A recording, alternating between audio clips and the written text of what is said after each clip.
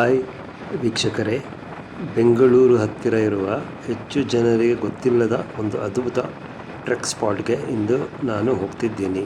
ಅದುವೇ ಕಪಾಲದುರ್ಗ ಕೋಟೆ ಟ್ರೆಕ್. ಸುಮಾರು 70-80 ಕಿಲೋಮೀಟರ್ ದೂರದಲ್ಲಿರುವ ಈ ಸ್ಥಳ ಪ್ರಕೃತಿ, ಇತಿಹಾಸ ಮತ್ತು ಸಾಹಸ ಮೂರನ್ನೂ ಒಂದೇ ಜಾಗದಲ್ಲಿ ಕೊಡೋ ಸುಂದರ ಸ್ಥಳ.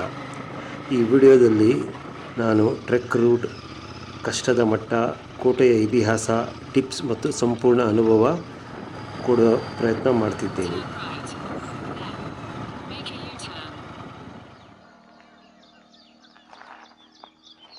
ನಾನು ಬೆಂಗಳೂರಿನಿಂದ ಬೆಳಿಗ್ಗೆ 5:30ಕ್ಕೆ ಮನೆಯಿಂದ ಹೊರಟೆ. ನಾನು ಕನಕಪುರ ರಸ್ತೆ ಮಾರ್ಗವಾಗಿ ಬಂದೆ. ಹಾಗೆ ಬರ್ತಾ ದಾರಿಲಿ ಕನಕಪುರದ ಹತ್ತಿರನೇ ನಾನು ತಿಂಡಿ ತಿಂದ್ಕೊಂಡು ಬಂದೆ. ಸುಮಾರು 2-2.5 ಗಂಟೆ ಬೈಕ್ನ ಪ್ರಯಾಣದ ನಂತರ ಕಪಾಲು ಗ್ರಾಮ ತಲುಪಿದೆ. ಇದೇ ನೋಡಿ ಟ್ರೆಕ್ನ ಸ್ಟಾರ್ಟಿಂಗ್ ಪಾಯಿಂಟ್. ನಾವು ನಮ್ಮ ಗಾಡಿಗಳನ್ನು ಇಲ್ಲೇ ಸೈಡಲ್ಲಿ ಪಾರ್ಕ್ ಮಾಡಿಬಿಟ್ಟು ಟ್ರೆಕ್ನ ಶುರು ಮಾಡ್ಬೋದು.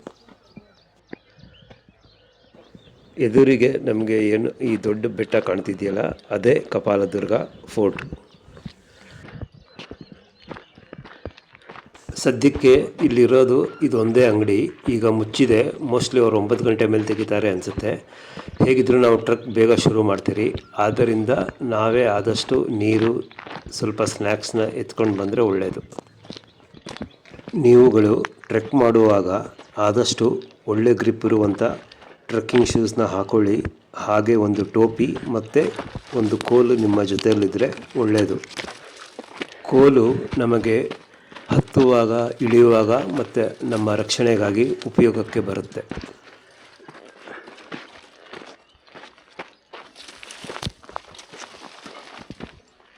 ಕೋಟೆಗೆ ಹೋಗಲು ನಾವು ಈ ಜಾಗದಲ್ಲಿ ಬಲಕ್ಕೆ ತಿರ್ಕೊಂಡು ಹೋಗಬೇಕು. ಅದು ನಾರ್ಮಲ್ ರೂಟು.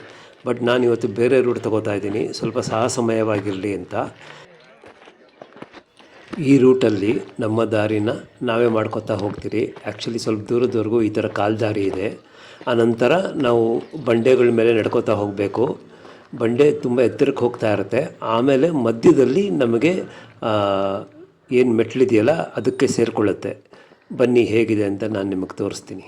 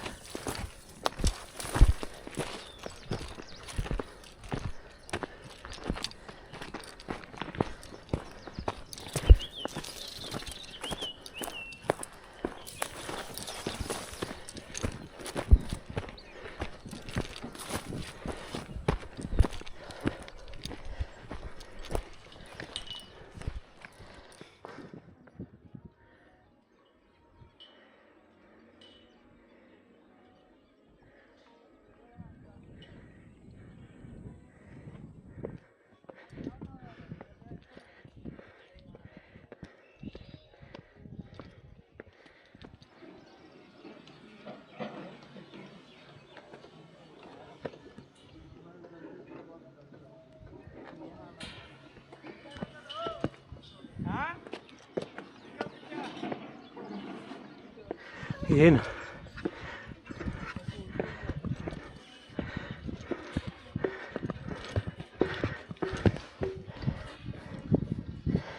ಬಾ.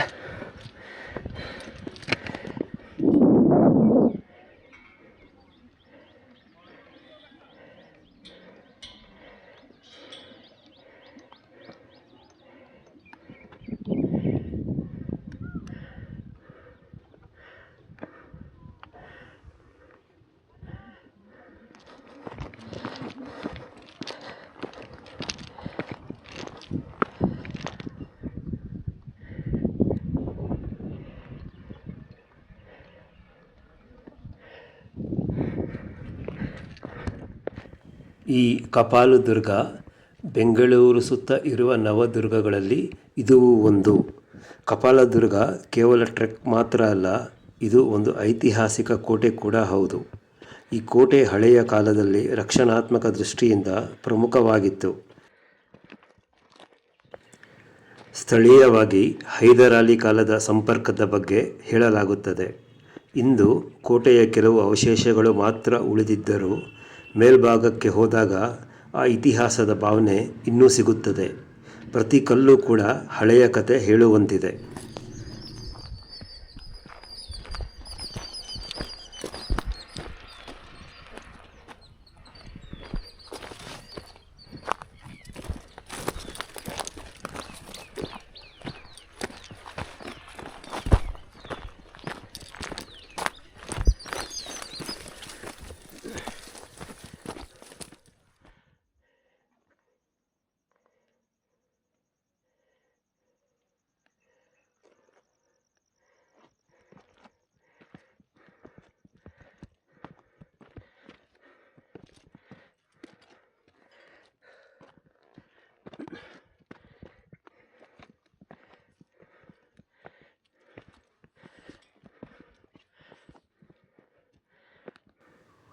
ಇಲ್ಲಿಂದ ಬೆಟ್ಟದ ಎತ್ತರ ಜಾಸ್ತಿ ಆಗ್ತಾ ಹೋಗುತ್ತೆ. ಅದಕ್ಕಾಗಿ ನಮಗೆ ಸಪೋರ್ಟ್ಗೆ ಇಲ್ಲಿ ರೈಲಿಂಗ್ ಸಹ ಇದೆ. ಅಲ್ಲಲ್ಲಿ ಬಂಡೆಗಳ ಮೇಲೆ ಮೆಟ್ಟಲನ್ನು ಸಹ ಕೆತ್ತಿದ್ದಾರೆ. ಆದರೂ ನಾವು ಹುಷಾರಾಗಿ ಹತ್ತಬೇಕು. ಮಳೆಗಾಲದಲ್ಲಿ ತುಂಬ ಜಾಗೃತರಾಗಿರಬೇಕು. ಸ್ಲಿಪ್ ಆಗೋದು ತುಂಬ.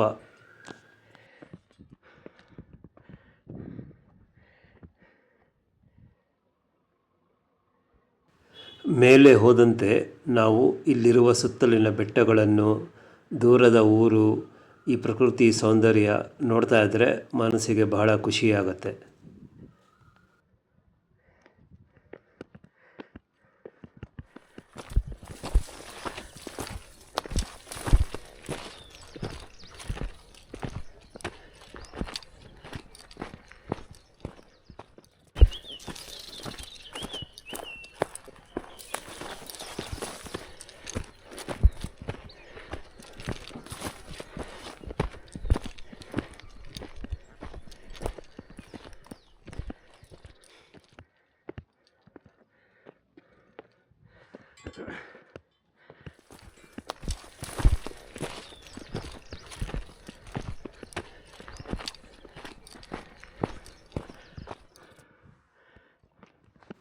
ಈ ಟ್ರೆಕ್ ಏನಂತ ಸುಲಭವಾದ ಟ್ರೆಕ್ ಅಲ್ಲ.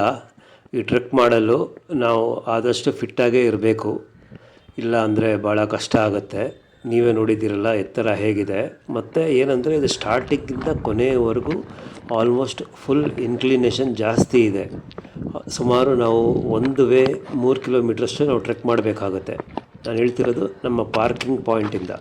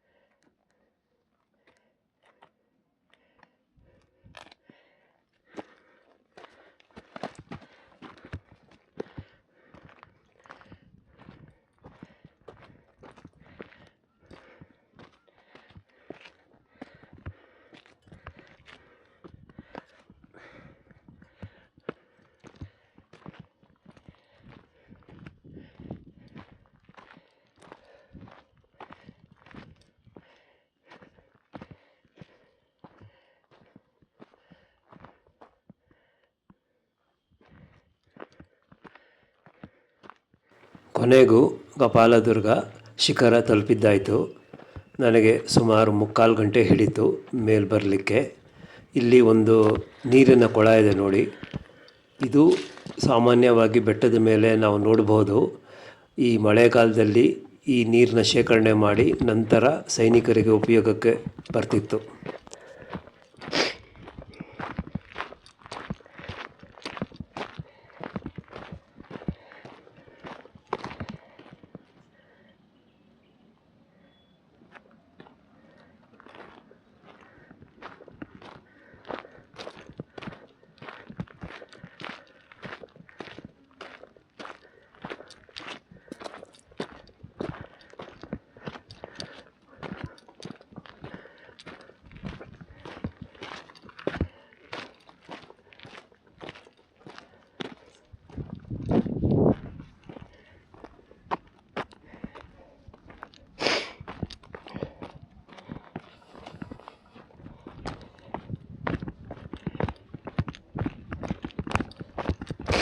ಹಾಗೆ ನಾವು ಸ್ವಲ್ಪ ಮುಂದೆ ಬಂದರೆ ಇಲ್ಲಿ ಕಪಾಲಮ್ಮನ ಗುಡಿ ನೋಡಬಹುದು.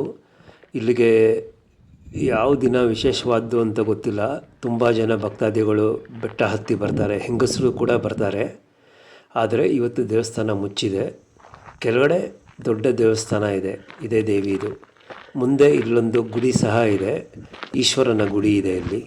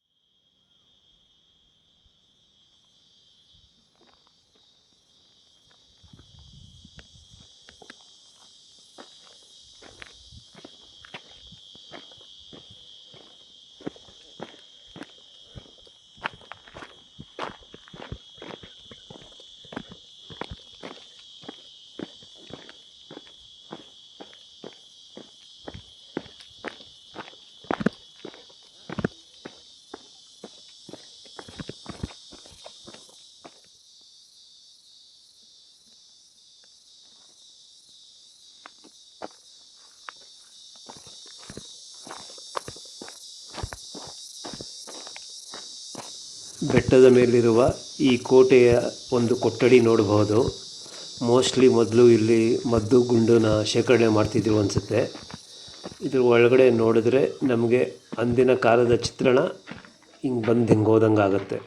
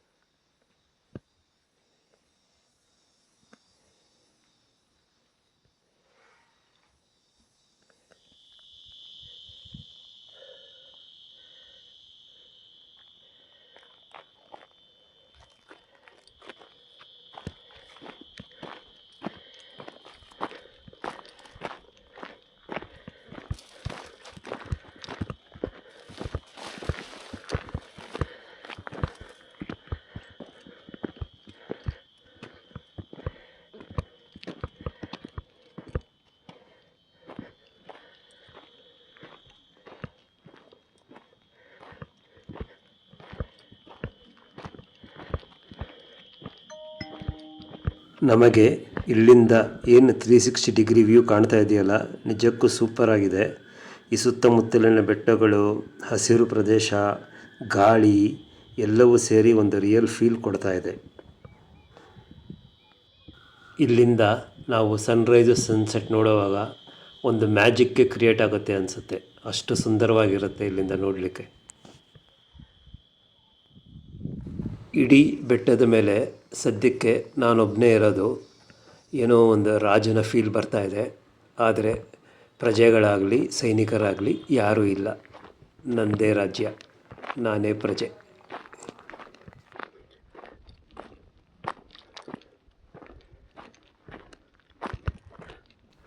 ಇಲ್ಲೊಂದು ಕೋಟೆಯ ಅವಶೇಷವನ್ನು ನೋಡಬಹುದು. ಹಿಂದೆ ಇದು ಎಷ್ಟು ವೈಭವದಿಂದಿತ್ತೋ ಈಗ ಪಾಳು ಬಿದ್ದಿದೆ.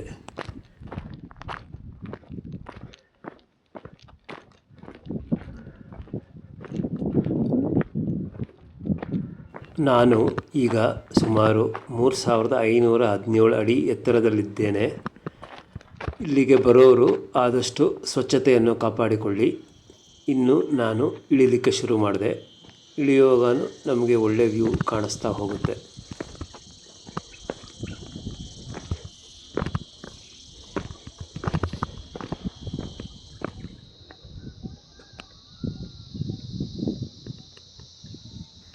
ನಿಮಗೆ ಈ ವಿಡಿಯೋ ಇಷ್ಟ ಆಗಿದ್ದಲ್ಲಿ ಲೈಕ್ ಮಾಡಿ, ಶೇರ್ ಮಾಡಿ, ಸಬ್ಸ್ಕ್ರೈಬ್ ಮಾಡಿ. Thank you.